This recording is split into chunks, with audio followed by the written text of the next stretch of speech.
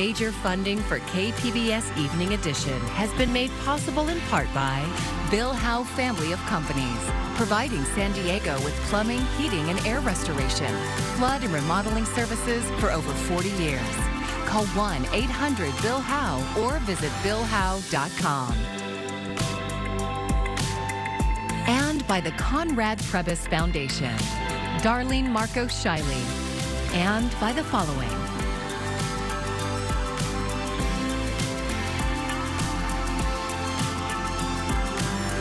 And by viewers like you. Thank you.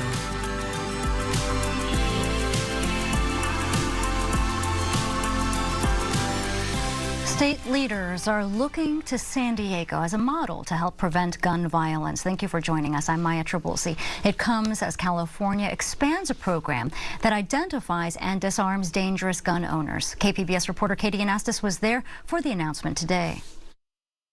Gun violence restraining orders temporarily prevent people from accessing firearms if a court decides they're a danger to themselves or others. City Attorney Mara Elliott says San Diego has obtained more of those restraining orders than any other city in the country. In San Diego alone, GVROs have helped us to take 3,700 weapons off of the streets. Now, local leaders have $4.2 million in state funding to expand the program. Part of that effort is educating the public on how to get gun violence restraining orders. California Attorney General Rob Bonta says it's a common sense tool that can save lives. We've seen cases, mass shootings, where you go back and you interview friends and family and they say, you know, they did say that they were going to try to harm someone. Or you see their writings on the social media or in their own notes that they plan to harm others. Wouldn't you want to know that and prevent the crime from happening in the first place? It will also pay for the San Diego City Attorney's Office to train law enforcement agencies throughout the state on gun violence restraining orders and 8 other court orders that prohibit gun possession. Bonta says San Diego is a model for other cities across the state and country. If they feel that they want to address gun violence, if they want to keep their communities safer, their neighborhoods, their workplaces, their schools, their businesses, this is a powerful tool that is being underutilized and can be utilized fairly and lawfully more often to increase safety. Regional law enforcement agencies have also formed a task force to make sure the court orders get enforced. Katie Anastas, KPBS News. Jumping ahead in time, we are looking ahead to tonight.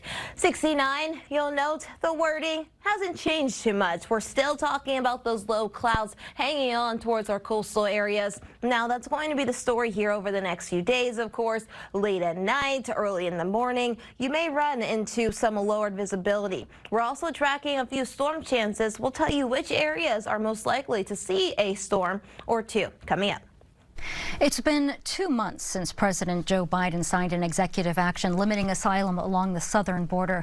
And since then, migrant apprehensions have dropped dramatically. KPBS border reporter Gustavo Solis has the story.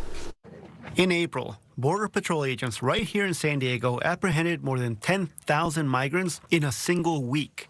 And that was a norm throughout the spring, as thousands of migrants and asylum seekers were released into the streets of San Diego. But that number has been cut in half ever since President Joe Biden signed the executive action in early June. Today, U.S. Customs and Border Protection is apprehending less than 4,000 migrants a week.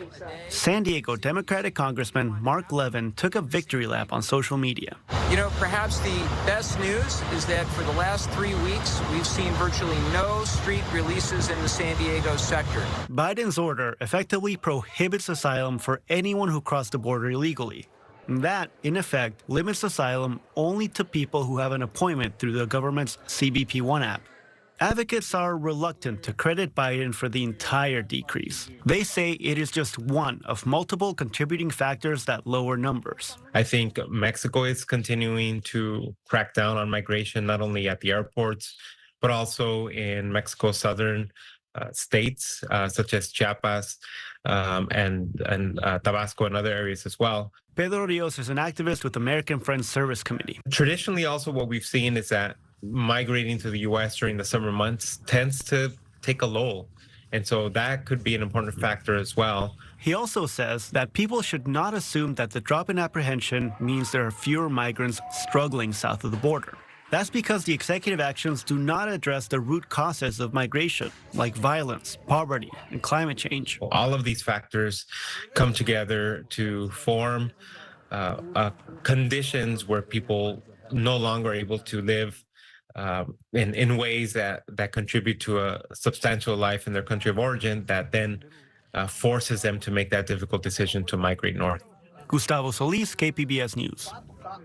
The Commission on Police Practices recommended the San Diego Police Department change their vehicle pursuit policy. KPBS reporter Katie Hyson says the police union is pushing back.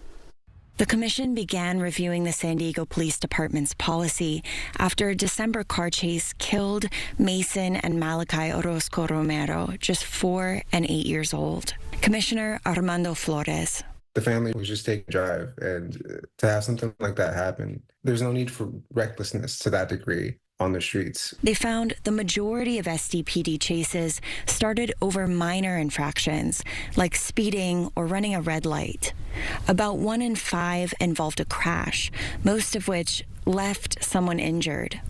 And they disproportionately involved Black and Latino residents. It's become normalized to us. We really just see cops speeding by, and we give it no second thought. They suggested changes last month. Top of their list, that police only start car chases for violent felonies.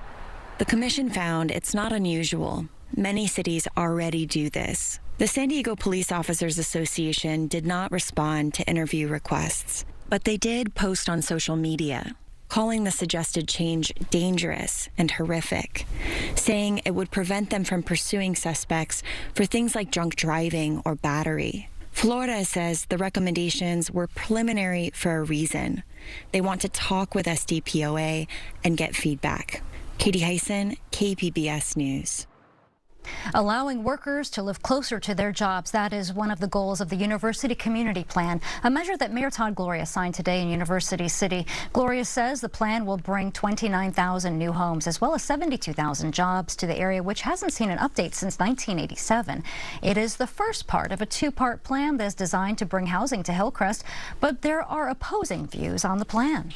The city is proposing to add is equivalent to 2 downtowns. There is this new also trend that workforce has been expressing to us and to the community, that there's this desire of living closer to where the work is. And we're just trying to make sure that we're responding to the needs of the workforce of the future. Since 1987, the area has added 6 trolley stations and has a thriving biotech industry. Biocom says the project will allow for mixed-use development and cut long commutes for a big part of its workforce.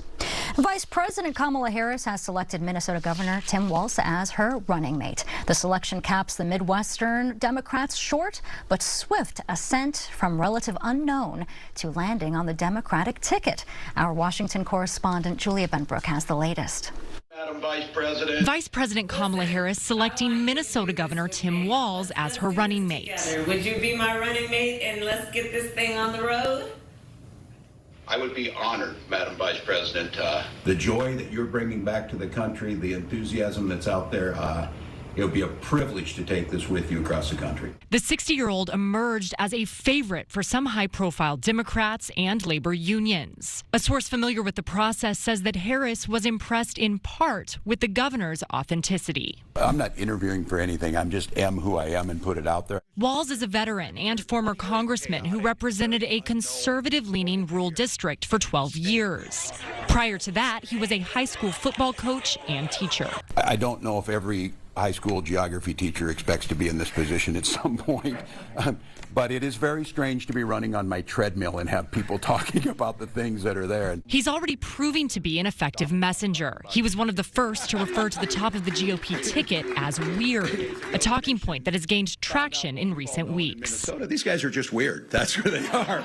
So it isn't much else. Don't give them the power. With less than 100 days to go, Harris and Walz will hit the ground running, appearing at a rally in Philadelphia Tuesday evening and making several stops in battleground states throughout the week. Reporting in Washington, I'm Julia Benbrook. A San Diego-based Navy doctor and a Navy SEAL commander could be forced out of the service over conditions at the Naval Special Warfare Basic Training Command in Coronado, as KPBS military reporter Andrew Dyer tells us. One of them spoke out this week on a popular podcast. In February 2022, Seaman Kyle Mullen died just after finishing Hell Week at the Navy's Basic Underwater Demolition SEAL Training Center in Coronado, commonly referred to as BUDS. According to a Navy investigation, Mullen died of acute pneumonia. Officials found performance-enhancing drugs in his vehicle, but the investigation said the Navy's autopsy didn't test for them. Captain Brad Geary says this oversight might cost him his career. He was the commanding officer of the SEALs Training Command in Coronado when Mullen died. He spoke out this week during an appearance on the Sean Ryan podcast, telling the host the Navy hasn't been honest about what happened. It's important and it's been suppressed, and that's been an injustice, not just for the Mullen family, for my cadre who were vilified, for medical professionals who were vilified, and for me personally and my family. Last year, a Navy investigation into the circumstances of Mullen's death blamed Geary, SEAL leaders, and Navy medical staff for failing to properly oversee training. It recommended several of them be punished. Last week, the Navy told Geary and the former senior medical officer at BUDS they'll face a board of inquiry. It's an administrative board that'll decide whether the leaders get to stay in the Navy. Geary blasts the Navy's findings over the 6-hour-long podcast. He says the Navy purposely ignored evidence that it was PEDs, not his leadership, that contributed to Mullen's death. So the only crime here in this entire case, start to finish, is Schedule III controlled substances on a U.S. installation. In a statement, the Navy tells KPBS it's proceeding with accountability actions against the officers, but because those actions are administrative, it won't comment further. Last year, the service announced it overhauled medical oversight at BUDS. A date for the boards of inquiry hasn't been set. Andrew Dyer, KPBS News. Tensions in the Middle East are having an impact on San Diego's military community. The Pentagon ordered the Coronado-based USS Abraham Lincoln to head to the region to help defend Israel. This following the recent killings of Hamas and Hezbollah leaders. The Lincoln was already deployed somewhere in the Pacific when it received its new orders on Friday. The news is concerning for family members here at home. Yeah, my mom, she's more concerned. You know, that's her baby girl. My dad too. But I keep telling my mom she'll be good, she'll be fine. I'm really not afraid for her. Like when she comes back, I know I'm gonna be super proud of her, and she's gonna be proud of herself, and she's gonna grow. I know she's gonna be a different person, like a better person when she comes back. But I'm not afraid. I have confidence in our Navy. The Lincoln is heading to the Middle East to replace the USS Theodore Roosevelt, which is stationed at North Island. No word on when the aircraft carrier will arrive in the Middle East. Summer camps are in full swing, and there is one special camp that caters to children of fallen and wounded service members. Camp Corral is tailored to meet the challenges that these kids face after a parent paid the ultimate sacrifice. Ivan Rodriguez has more. Swimming, archery. It seems like a typical summer camp. But this camp is anything but typical. Here at Camp Corral, every camper is connected through a similar loss. They are children of wounded and fallen U.S. service members. It is great that I've seen people that have the same situation as me, and each time I come, I know that I won't be alone. A.J. Mitchell was only 18 months old when his dad died of a heart condition while serving in the Marines. He is able to connect with other kids that lost their dad, and maybe they lost their dad when they were very little and they don't have a whole bunch of memories.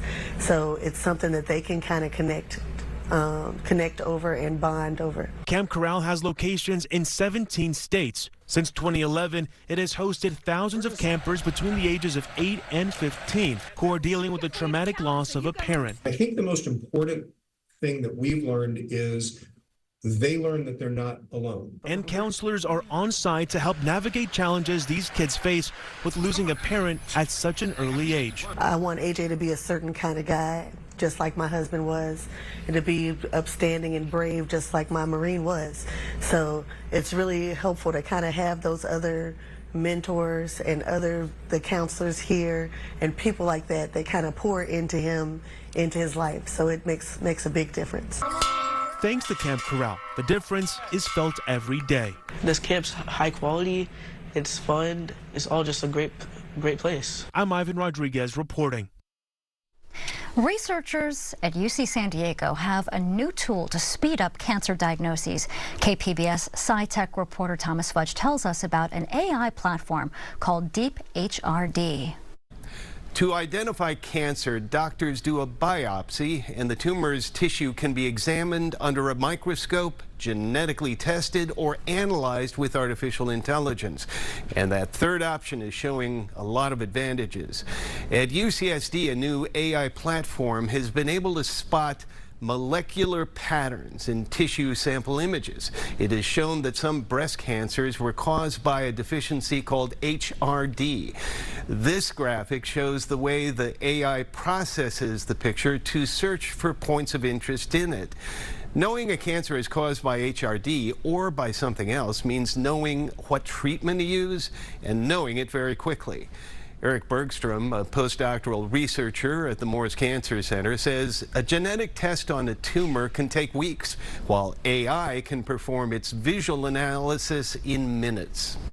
So what we can argue with this new technology is it's a lot cheaper, it's quicker, so we can kind of run this on a larger cohort of patients if we think there might be some possibility. The risk of running the tool is zero, so we can essentially get a diagnosis for each individual patient. The tool has been tested on patients who had breast or ovarian cancer. Bergstrom and some partners have founded a company to promote and market their AI platform. Thomas Fudge, KPBS News. The American Red Cross says blood donations are dangerously low right now. They issued an emergency declaration this week.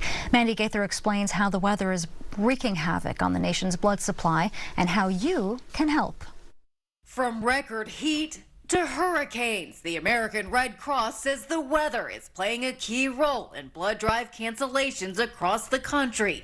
Nearly 100 impacted in the U.S. last month alone, and now the organization is feeling the burn. It's an emergency. With vacations and other summer activities, the Red Cross typically sees fewer donations this time of year, but with added weather challenges, the organization says its blood inventory plunged more than 25% in July, while hospital needs remain the same. And hurricane season is ramping up, which could raise demand even more. The American Red Cross does have a national inventory system such that no region will go without blood, but that means it's just that much more important for the areas that are not impacted for individuals to come out and donate. All blood types are needed, but especially type O, positive and negative. In recent weeks, the Red Cross says low supplies have forced a reduction in how much of this critical blood type it's able to provide to hospitals. There are traumas, burn patients,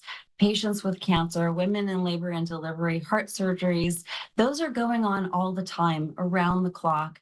And so as the summer rolls on and you're busy, just please remember the people that are in hospitals today. For Health Minute, I'm Mandy Gaither. If you'd like to donate to the Red Cross, you can make an appointment at redcrossblood.org, the Red Cross Blood Donor app, or you can call 1-800-RED-CROSS. Several blood drives will also be held at various locations across the county this month, and you can find a full list of dates, times, and locations on our website, kpbs.org.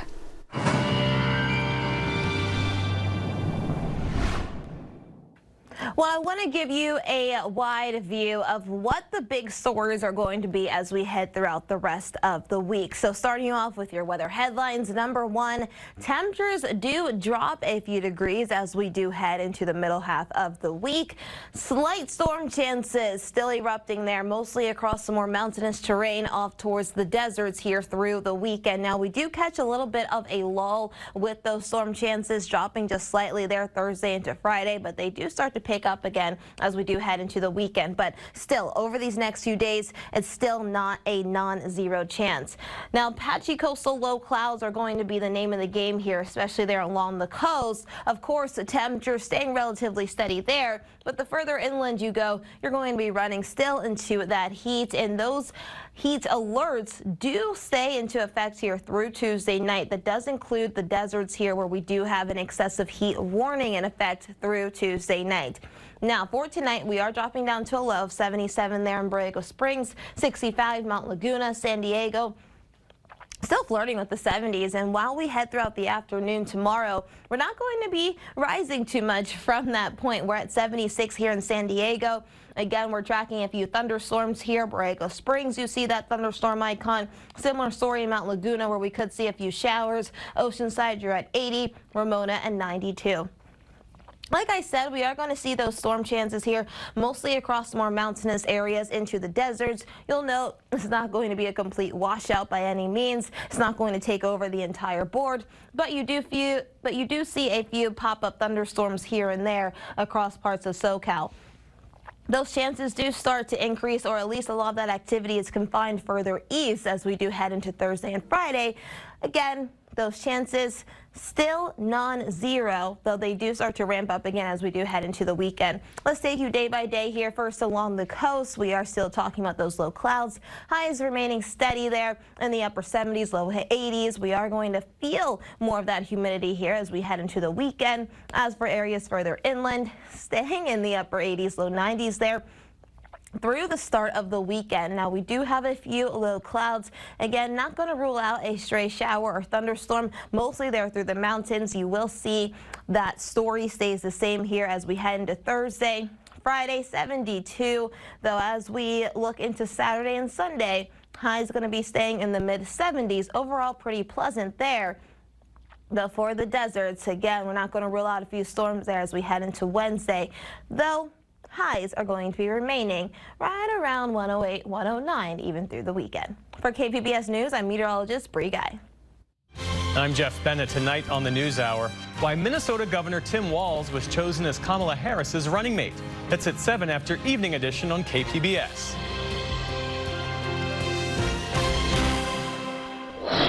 State lawmakers will consider a bill that would make it illegal to ban books from public libraries just because they deal with race or sexuality. Conservative communities have begun adopting such policies in California and around the country. Supporters say this allows parents to introduce their kids to mature themes on their own terms. But critics say it targets the LGBTQ community. The bill is on track to pass the legislature before the session ends, which is on August 31st. Looking for an affordable bicycle? Help fixing a flat tire maybe? Or perhaps just a safe space to meet your neighbors? A bike collective in City Heights uses the love of cycling to build its community. KPBS reporter Gustavo Solis gives us a special look at Bikes del Pueblo's volunteers. You see how this distance is much bigger now? Yeah. I think that's usually what that means, is the pads are worn out. My name's Curtis, and I'm one of, I guess, a regular volunteer here at Bikes del Pueblo. Probably been volunteering with Bikes del Pueblo for 6 or 7 years now. We're more just like trying to put tools in the hands of people with their bikes and help them kind of learn how to do it themselves as much as they're willing to. The spring goes in this side? I think you want to put it in the other side first. Let's see. I think we'll just take the brake off here with these 2 bolts. You got a wrench on you already? Cool. It's working all right. All right. Yeah, flat tires are of course super common. It's probably like, you know, the #1 common thing that has the bike sitting in the garage for a year or 2 is just a flat tire. And it's just like getting to a bike shop, I think, can be really difficult for people. And then they know that we can fix it and we can help them. So if, you know, they can't afford to go to a bike shop, they know that we're here on Sundays. Okay, yeah, crank that. This place is awesome in the sense that I'm willing to give up most of my Sunday to come out and help the community and the fellow volunteers here to be their support. My name is Cynthia Texan. We want to help people become self-sufficient cyclists, for one. Also, like, bike shops can be a little expensive or intimidating to be walking in, you know, like, I've been in several bike shops where I felt unwelcome. Sometimes people don't feel good, and they just want to come to a safe, welcoming environment, and that's the whole purpose of this co-op. He said that it's a big photo for her. Too big? I think she didn't like it. Maybe we can try another one. Do we have another one? We'll keep looking. We saw the brother, and then he had 2 sisters. They were all 3 here last week, and 2 of them got bikes. And she was, we could only really show her 1 or 2 bikes because I think we had just given away like pretty much all our kids' bikes like a week or 2 before that. And we were only able to show her like 1 and she didn't really like it. You just want to donate it? Yeah. This thing's fantastic. It's been through 4 families in normal times. Really? Do you want a receipt we can send you via email, et cetera, et cetera? Okay, we'll pass it on. Thank you very much. But I'm glad we found one today, and a pink one worked out. So now they're all riding. Yeah, I love seeing kids getting on bikes. Like, that's super important, because if you don't learn that as a kid, it can be like really hard to learn how to do that later on in life, or just as the years go on, it gets like more and more like scary. But at least they have something to do all day while dad's at work. They can go, ride around and learn the neighborhood, learn their way around. And that terrific story was produced by Gustavo Solis and Carolyn Corrales. And this is one story in a series about different ways to volunteer in San Diego. And here is a look at what we're working on for tomorrow in the KPBS newsroom on NPR's Morning Edition. The Perseid meteor shower peaks soon, and it's not just a good show, but also an opportunity for researchers to do some science. And KPBS Midday Edition is discussing the long-running issues in the South Bay with cross-border pollution. And you can find tonight's stories on our website, kpbs.org. Thanks for joining us. I'm Maya Trabulsi. Have a great evening. Major funding for KPBS Evening Edition has been made possible in part by Bill Howe Family of Companies, providing San Diego with plumbing, heating, and air restoration, flood and remodeling services for over 40 years. Call 1-800-BILL-HOWE or visit billhowe.com. And by the Conrad Prebys Foundation, Darlene Marcos Shiley, and by the following.